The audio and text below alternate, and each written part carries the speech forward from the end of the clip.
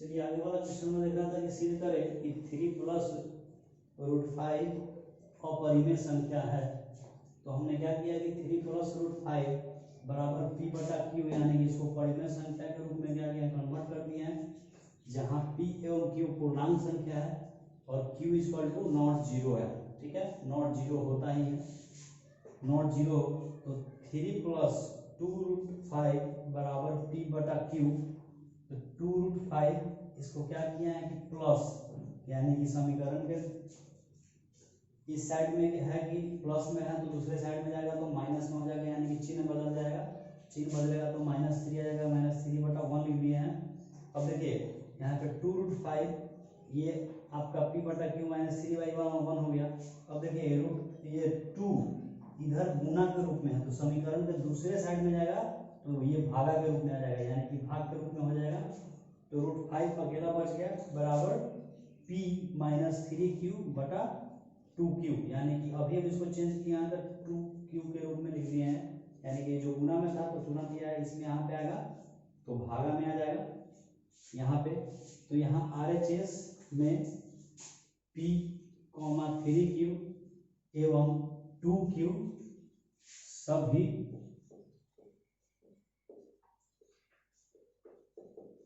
पूर्णांक संख्या है, सभी पूर्णांक संख्या है। p माइनस 2q, 2q नहीं है यहाँ 3q है, p माइनस 3q बटा 2q एक परिमेय संख्या है, एक परिमेय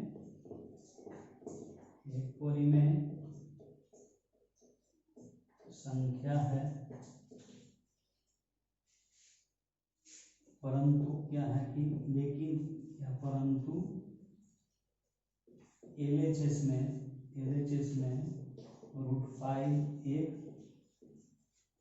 अपरिमेय संख्या है, एक अपरिमेय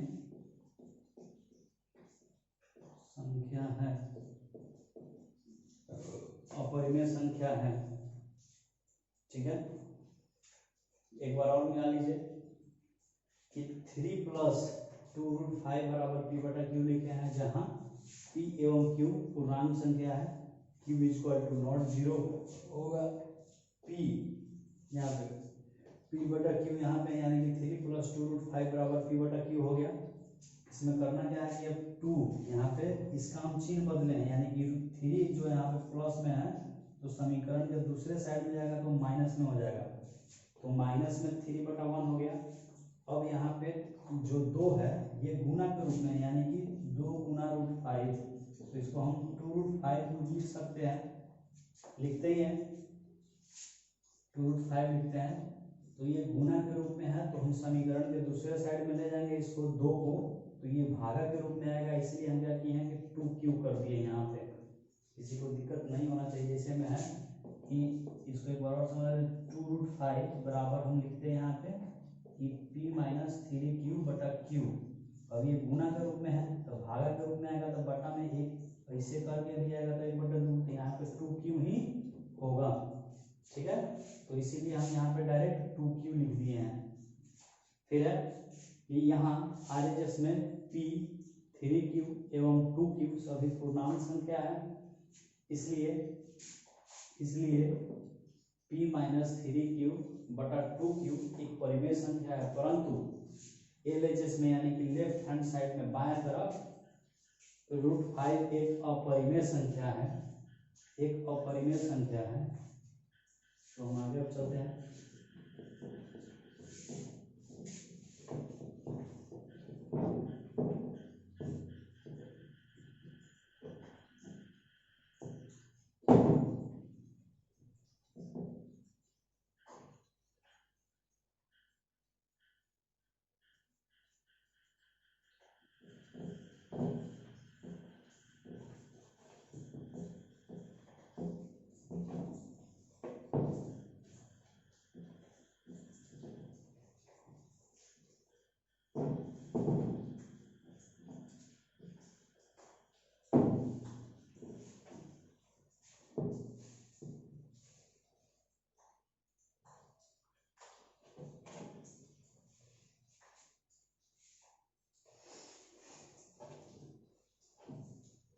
एक अपरिमेय संख्या है, इसलिए हम लोग लिखेंगे कि अपरिमेय संख्या इक्वल टू नॉट क्या होगा, परिमेय संख्या इक्वल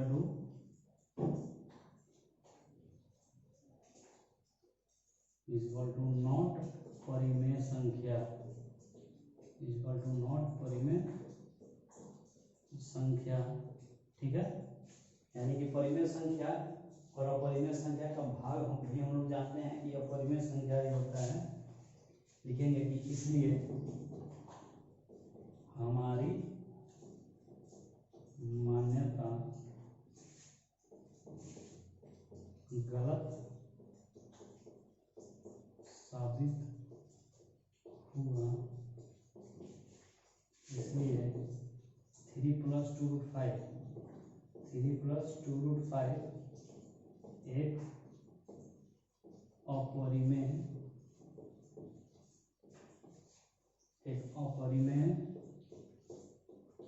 संख्या है, यानी कि 3 + √5 एक अपरिमेय संख्या है।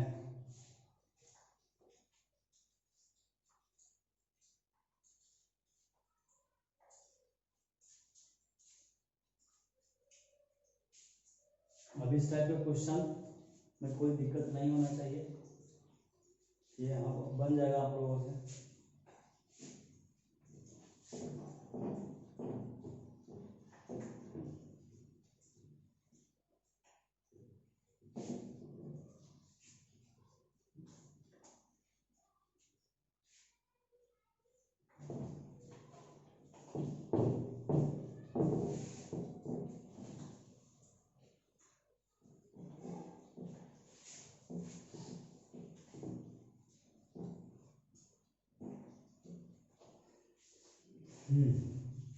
अब अगला प्रश्न में है, अब अगले प्रश्न में है कि किसी भी परिमेय संख्या का दशमलव पर शांत आवृत्ति में है या अशांत आवृत्ति में है, इसको हम लोगों को देखना होगा।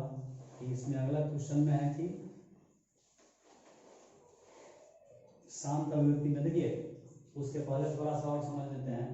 इसमें अब आपको देगा, क्वेश्चन पूछेगा कि 1/√2, 1/√3, 1/√5, 1/√7 या 7√5, 2√3 इस तरह के सभी क्वेश्चन जो होगा सिद्ध करने वाला, सब उसी प्रोसेस में बनेगा जो हमने पिछले बताया है, उसी प्रोसेस पे, यानी कि उसी तरह से पूरा बनेगा।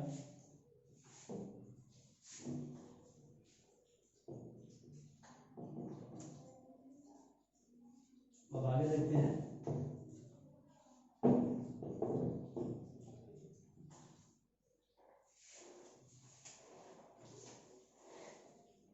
चलिए, अब आगे के प्रश्न में बोलेगा कि किसी भी परिमेय संख्या का बिना भाज्य विधि, यानी कि बिना लंबी विभाजन प्रक्रिया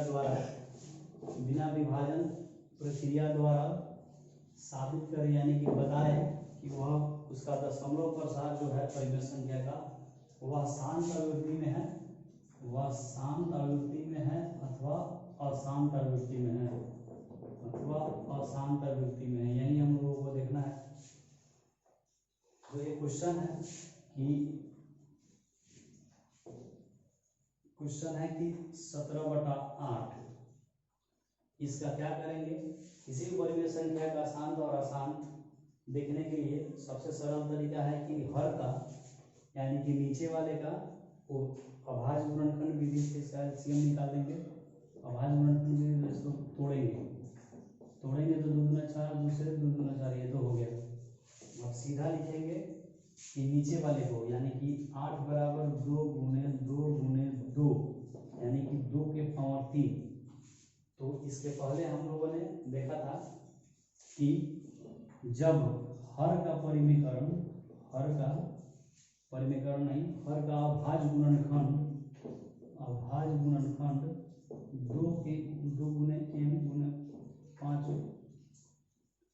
2 के पावर m × 5 के पावर m n के रूप में हो तभी क्या होगा कि वह शांत होगा, अन्यथा शांत नहीं होगा। यानी कि केवल दो भी आ जाए, केवल दो भी आ जाए, केवल दो भी आ जाए या केवल 5 भी आ जाए तो वह क्या हो जाएगा, शांत होगा, वह शांत होगा। अगर 2 और 5 के अलावा कोई दूसरी संख्या आती है तो वह अशांत होता है। तो यहाँ पे हम लिखेंगे कि इसलिए 8 बराबर क्या हो गया, 2 गुने 2 गुने 2 यानी कि 2 के पावर 3 हो गया। तो सीधा लिखेंगे कि हर 8 के अभाज्य गुणनखंड 2 के रूप में है। ठीक है, 2 के रूप में है।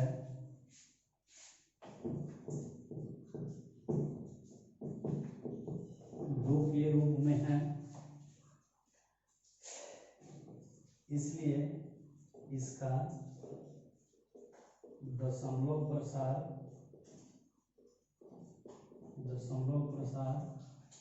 क्या हो जाएगा, शांत आवृत्ति में होगा, शांत आवृत्ति में होगा, शांत आवृत्ति में होगा। यानी कि केवल 2 भी आ जाए फिर भी शांत होगा, केवल 5 भी आ जाए फिर भी शांत होगा, या 2 या 5 यानी कि ये दोनों एक साथ भी आ जाए फिर भी शांत होगा। इसके अलावा कोई तीसरी संख्या अगर 3 है, 7 है, 9 है, ये सब आता है तो वह शांत नहीं होगा। ठीक है,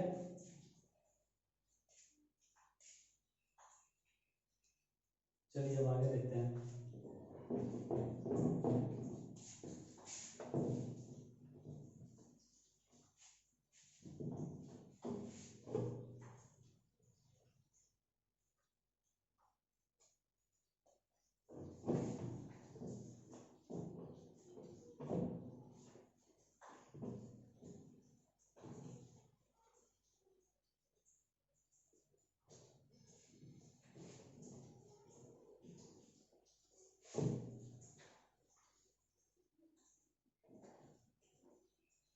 अगला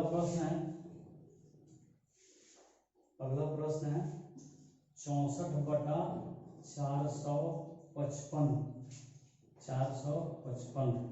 तो क्या करेंगे, नीचे वाले का अभाज्य गुणनखंड विधि से देखते हैं। 455 का सामने निकाल लेंगे, 5 से कटेगा, 5 9 45, 5 कम 5, 7 से 13 से 91, ये हो जाएगा सीधा 13। अब देख लीजिए 2 और 5 के अलावा 5 भी है लेकिन 2 इसमें शामिल नहीं है, इसके अलावा 13 और 7 भी है। तो लिखेंगे कि 455 बराबर 5 गुने 7 गुने 13। ठीक है, इसलिए लिखेंगे कि हर 455 का अभाज्य गुणनखंड 5 गुने 7 गुने 13 के रूप इतना के रूप में है, इसलिए इसका दशमलव प्रसार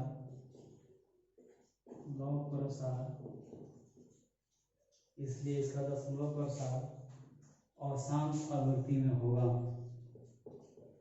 अशांत आवृत्ति में होगा।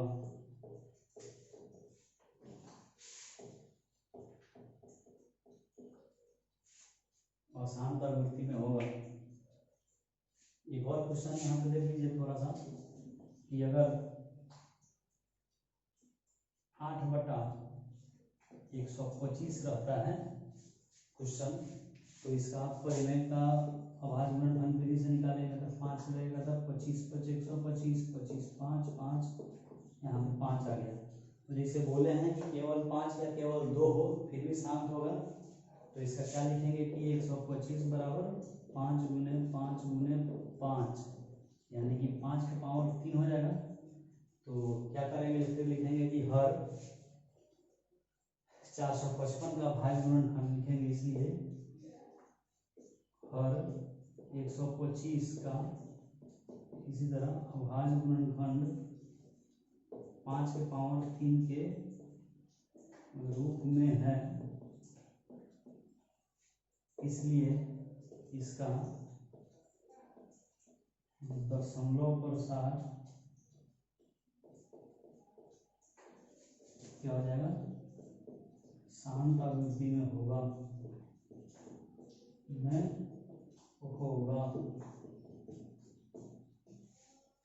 यहाँ पे चैप्टर खत्म कर रहे हैं और इसी टाइप का जितना भी क्वेश्चन है आप लोग से बन जाएगा। इसके अलावा कोई टॉपिक नहीं है, सारे के सारे टॉपिक हमने बता दिया। और इसी तरीक़ा से क्वेश्चन में, ये भी क्वेश्चन में, हर साल क्वेश्चन में इस टाइप का क्वेश्चन पूछता है, ये भी VBI क्वेश्चन है। और इसी टाइप से इसका सिर्फ ये जान लीजिए कि केवल दो हो या केवल पाँच,